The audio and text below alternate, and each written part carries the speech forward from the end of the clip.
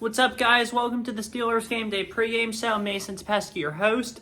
Today, the Pittsburgh Steelers host the New York Jets at 8:20 p.m. under the Sunday night lights at Acrisure Stadium. Going to be a fun one, that's for sure. Both these teams are definitely in interesting situations. A lot of storylines involving this week's game. First off, for the Jets, they acquired Davante Adams from the Raiders this week in exchange for a conditional third-round pick that could become a second if certain incentives are met. I didn't look too much into those incentives, but yeah, if certain incentives are met, it'll become a second. But Davante Adams is a Jet. They now have Adams and Wilson. Those will be two tough matchups for the Steelers' corners.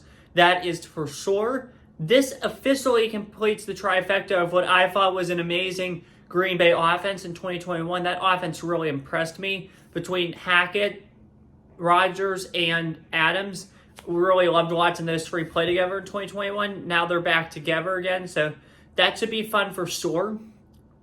The rest of the season will tell us a lot, whether or not it was all Matt LaFleur, or if Hackett, Rodgers, and Adams did play into the successes there, which I'm sure they did. But if the Jets continue to decline, I would have to say most of it's Matt LaFleur that brought the Packers to success during those years, as they're playing good now as well with Jordan Love. So definitely interesting for sure.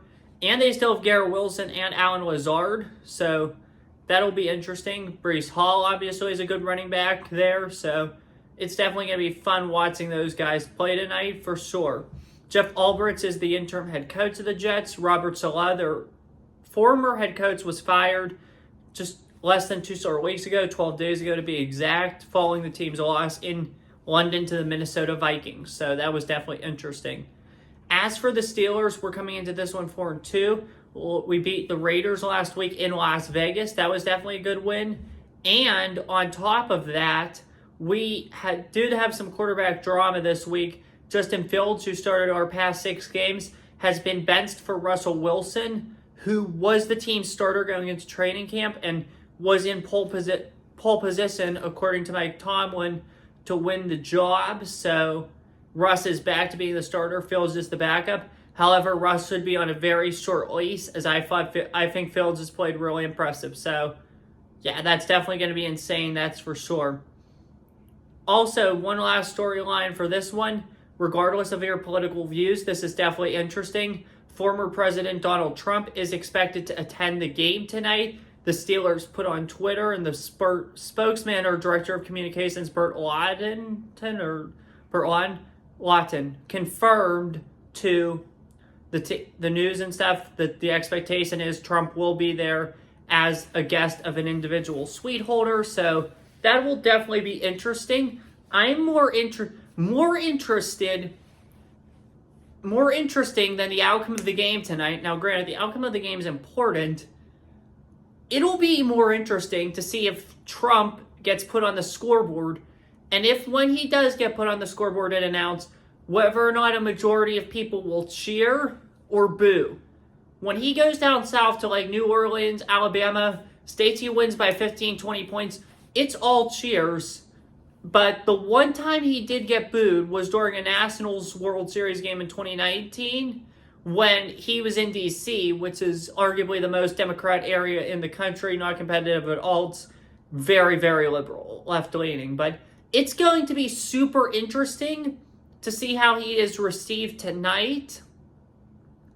So, yeah, it's definitely going to be interesting to see how he's received tonight, whether or not it's a majority cheers or boos. And it could be very telling about who wins the Commonwealth of Pennsylvania this election, which some people, which I don't know if it is or not, it's between Pennsylvania or Wisconsin for me, because the way I look at it, if both candidates, it's complicated. I'll talk about it more closer to the election, but it'll be interesting because it could give you somewhat of an indication of who's going to win Pennsylvania this election. So definitely keep an eye out on that, whether or not he's going to be booed, going to be cheered, or whatever. So that'll be interesting for sure. The game knows why we're on this video, why we're talking, and I'm sure right now we're nearing the 5-minute mark. You guys all want my prediction, so I'm going to give it to you. This game's going to be tight. It's going to be just like the last Sunday night game, going to come down to the fourth quarter. Jets are going to have a 16-14 lead with like 3:08 left. Smith is going to do, Arthur Smith, our offensive coordinator, is going to do what all good offensive coordinators do, in my opinion, and prove himself to Steelers Nation, as he's going to run down the clock, get us to like the 22-yard line, 22-yard line is, set up Boswell to kick a 40-yard field goal.